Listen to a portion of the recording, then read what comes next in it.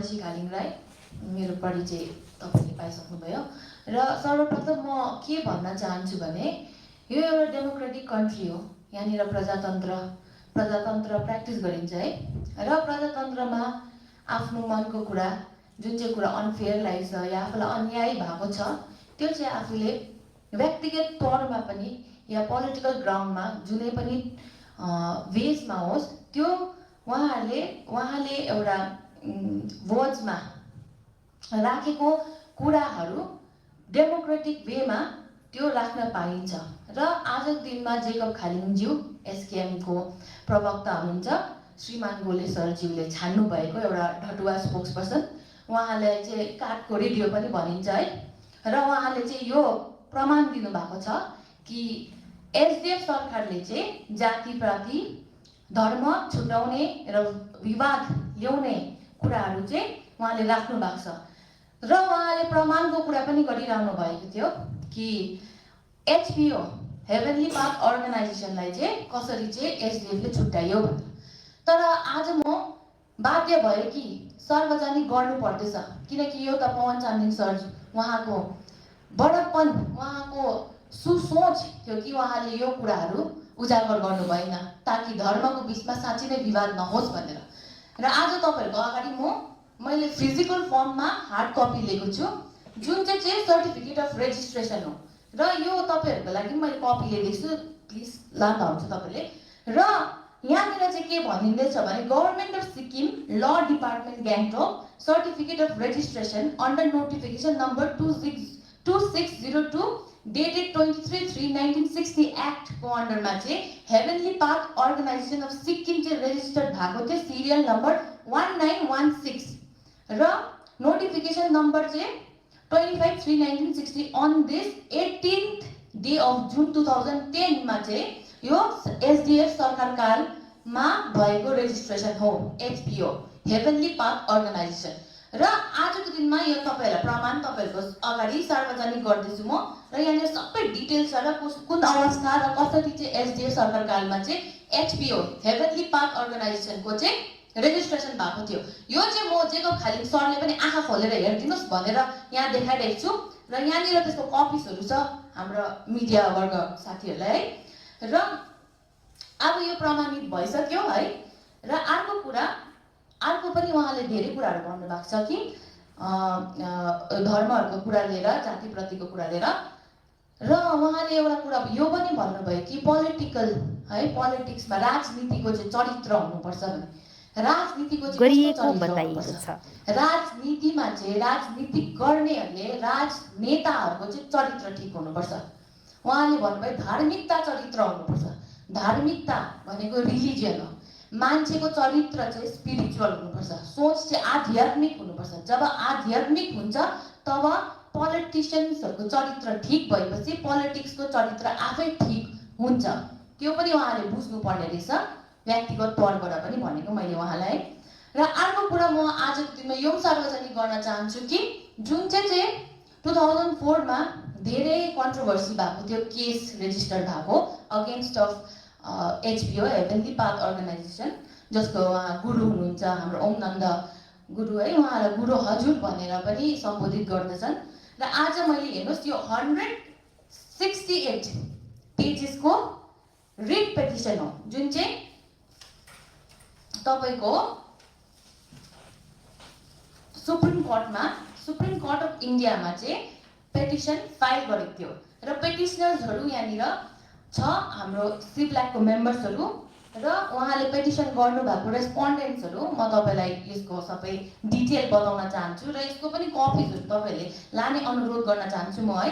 र द पेटिसनर्स वर त्यति बेला हुनुहुन्थ्यो हाम्रो एमएलए साङ्गा आचार्य छिरिङ लामाज्यू र सिब्ल्याक मेम्बर्सहरू छितेन टासी भुटिया सर र कुङ्गा निमा लेप्चा सर हुनुहुन्थ्यो। र उहाँहरूले रेस्पोन्डेन्ट्स कसको अगेन्स्टमा गर्नुभएको थियो भने state of Sikkim, chief secretary Tashiling secretariat Gangtok Sikkim. त्यसको बादमा उहाँहरूले एक्लेसियास्टिकल डिपार्टमेन्टलाई चलाउनु भएको थियो। अर्को डाइरेक्टर जेनरल अफ पुलिस र national commission of scheduled caste, scheduled tribes र लोकनायक भवन खान मार्केट न्यू दिल्ली। र कुन चाहिँ आधारमा गर्नुभएको थियो भने म तपाईहरुलाई पढेर सुनाउन चाहन्छु। Number 1, that the petitioners have filed a petition under Article 32 of the Constitution of India for the infringement, ulangan, of their fundamental right of practicing their religion and for seeking protection of their religious shrines and rituals as guaranteed under Article 25 of the Constitution of India. यसले चाहिँ के भन्दैछ भने जुन चाहिँ article 25 of the कन्स्टिट्युसनले protection दिएको थियो त्यसमा चाहिँ बाहिरबाट आएको फरेन एउटा म्यानले चाहिँ जसलाई चाहिँ भनिन्छ किरात बाबा भनेर उहाँले चाहिँ हाम्रो रिलिजियन सेन्टिमेन्ट हर्ट गरेको अवस्थामा चाहिँ उहाँले पेटिसन फाइल गर्नुभएको हो। ठिकै छ, यो उहाँहरूले गर्नुभयो आफ्नो रिलिजियन सेन्टिमेन्ट हर्ट भएर पेटिसन फाइल गर्नुभएको हो। तर त्यति बेला चाहिँ के भनियो भने एसडिएफ सरकारले चाहिँ एचपिओ संस्थालाई चाहिँ आउनु दिएन र ब्यान गर्यो भनेर।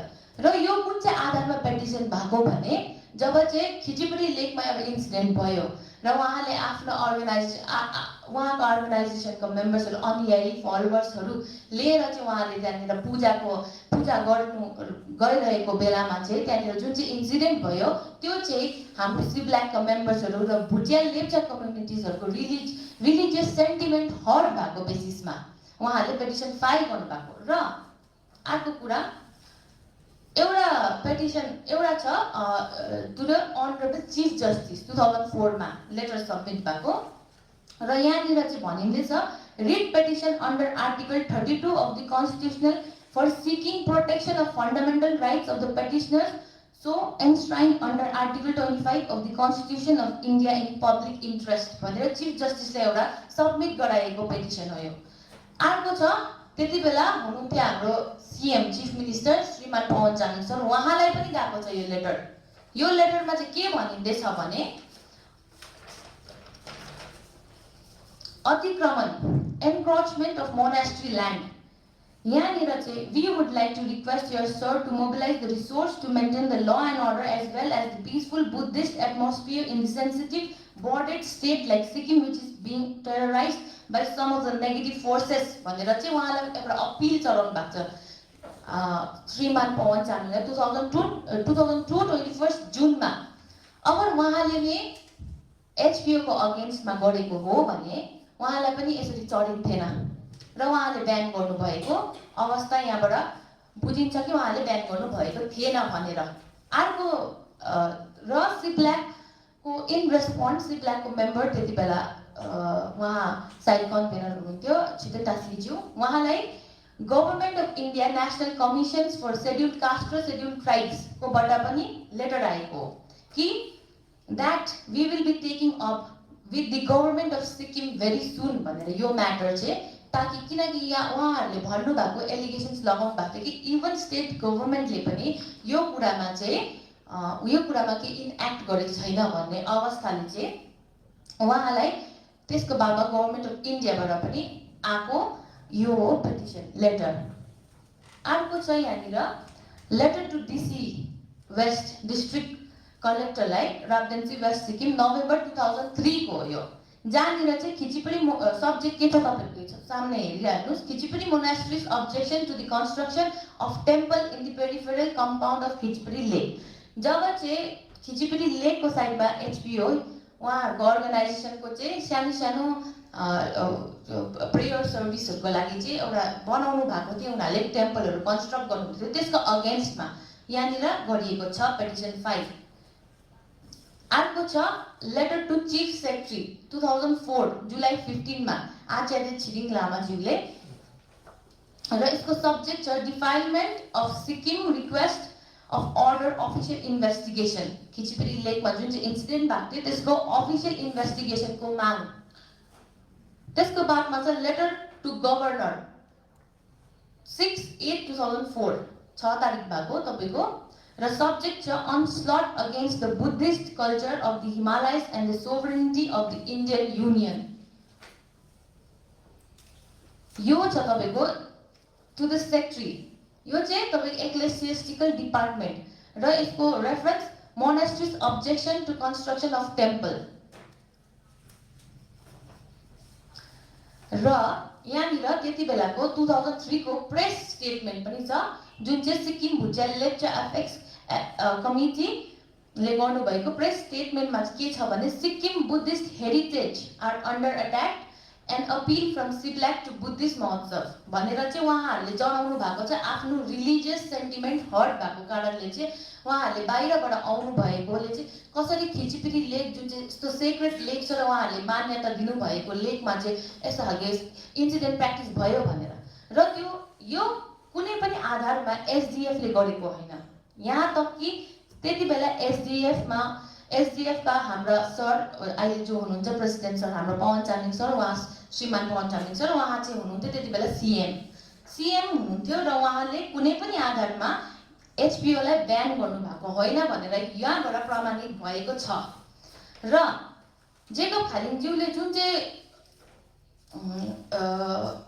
आधारमा उहाँले चाहिँ भन्नुभयो कि धेरै कुराहरू भन्नुभएको छ। उहाँले जातिपाती छुटाउने, धर्म जातहरूको उल्लङ्घन भयो, विवाद क्रिएट गर्नुभएको छ र उहाँले जुन चाहिँ भन्नुभयो कि प्रमाण दिएको प्रमाण, अब मेरोमा 186 पेजेसको प्रमाण छ यहाँनिर र अर्को रेजिस्ट्रेसन भएको एचपिओ हेभनली पाथ अर्गनाइजेसनको रेजिस्ट्रेसन भएको अन्डर एसडिएफ सरकार कालमा छ है, प्रमाणित भयो। तर मलाई चाहिँ उहाँलाई यो प्रश्न गर्न चाहन्छु कि जुन चाहिँ उहाँले एउटा स्टेटमेन्ट दिनुभयो कि उहाँलाई त्यति बेला चामलिङ सरलाई चाहिँ तितेपातीले चाहिँ उहाँलाई शुद्धिकरण गराएर चाहिँ घरभित्र पसायो भन्ने कुराको चाहिँ उहाँ प्रमाण निकालेर देखाउनुहोस्। किनकि रुमर्सको त प्रमाण हुँदैन है, फिजिकल फर्म हुँदैन, त्यो चाहिँ उहाँले चाहिँ अब प्रमाण निकालेर देखाउनु पर्यो हामीलाई है।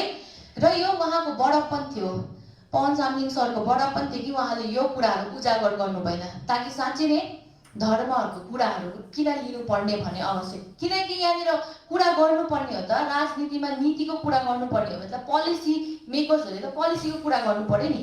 यहाँनिर आजको दिनमा धर्मको उल्लङ्घन त जेकब खालिङज्यूले यो कुरा निकालेर भन्नुभएको छ। जब सकुन म्याडमज्यूले उहाँले आफ्नो मन्तव्य आफूलाई अनफेयर लागेको कुराहरू चाहिँ उहाँले शब्दमा बयान गरेर लेख्नुभयो, एउटा डेमोक्रेटिक आफ्नो कन्स्टिट्युसनल राइट प्र्याक्टिस गर्नुहुँदैछ भने त्यसमा चाहिँ उहाँ चाहिँ को हुनुहुन्छ, फ्रिडम अफ स्पिच आफै खोज्ने, उहाँ चाहिँ को हुनुहुन्छ आफै क्वेसन गर्ने। र अर्को कुरा धेरै यस्तो मुख्य टपिक्सहरू छ। फर रिसेन्टली के भयो भने एसपिएससी, आजसम्म एसपिएससीकोबाट एउटा रिजनेबल एन्सर आएको छैन। त्यसपट्टि किन उहाँहरू सचेत हुनुहुँदैन, त्यसपट्टि किन उहाँहरूले यो कुरा गर्नु हुँदैन, त्यसपछि किन उहाँहरूले प्रश्न गर्नु हुँदैन। उहाँलाई धर्मको विवाद जनाउनु छ, उहाँलाई मनोरञ्जन गराउनु छ। जब मनोरञ्जनले एउटा स्टेटमा शिक्षाप्रतिको चाहिँ शिक्षाको पोलिसिजहरूलाई छोपिँदैछ र अनदेखा हुँदैछ भने त्यसमा त्यो पोलिसीलाई उहाँहरूले बनाउनु पर्ने हो कि उहाँहरूले चाहिँ धर्मको कुरा निकालेर यहाँनिर विवाद खडा गर्नुपर्ने हो।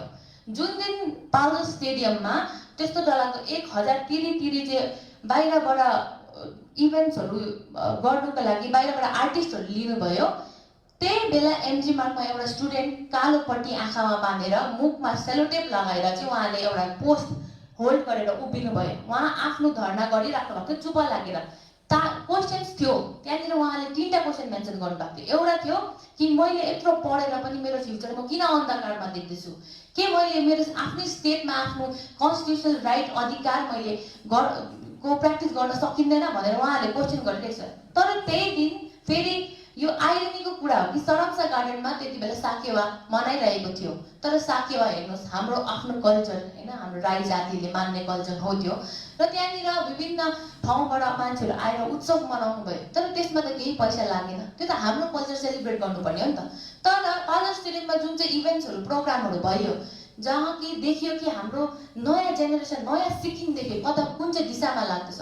कोरियन कल्चर्सहरू उहाँले सेलिब्रेट गरिराख्नु भएको देखेको छ। ठिकै छ, सङ्गीत र मनोरञ्जनमा छैन, केही सङ्गीत र मनोरञ्जनमा केही फल्ट छैन।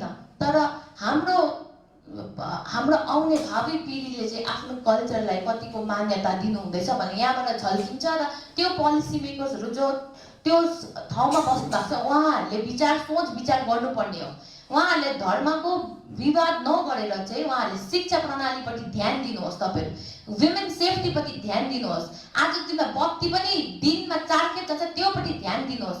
आजको दिनमा निलो तपाईहरुले कमर्सियल बत्तीको बिजुलीको बिलको यो जुन चाहिँ मसिन लाउनु भएको छ त्यहाँबाट तपाईहरुले ट्याक्स उठाउनु हुँदैछ जनताहरुको र तपाईहरुले रिसेन्टली एसेम्ब्लीमा बिल पास गर्नुभयो पानीको पनि तपाईहरुले पानीको पनि बिल उठाउने बत्तीको पनि बिल उठाउनु तर आजसम्म न बत्ती नै आएको छ न पानी नै आएको छ ठीकसँगले हो। यस्तो कुराहरुमा तपाईहरु ध्यान लाउनुहोस्। गोलेज्यू तपाईको प्रवक्ता जसलाई चाहिँ आज उहाँले काठको रेडियो भनिन्छ रहेछ हाम्रो अब अरू मानिसहरूले त्यो चाहिँ उहाँले प्रुफ गर्नुभएको छ। बेसी उहाँले आफ्नो कुराहरूलाई चाहिँ जोत र ढाँटपट्टि लगेर र मान्छेहरूलाई भड्काउने काम गरेर र म यति भन्दै नै यहाँ आफ्नो कुराहरू राख्न चाहन्छु।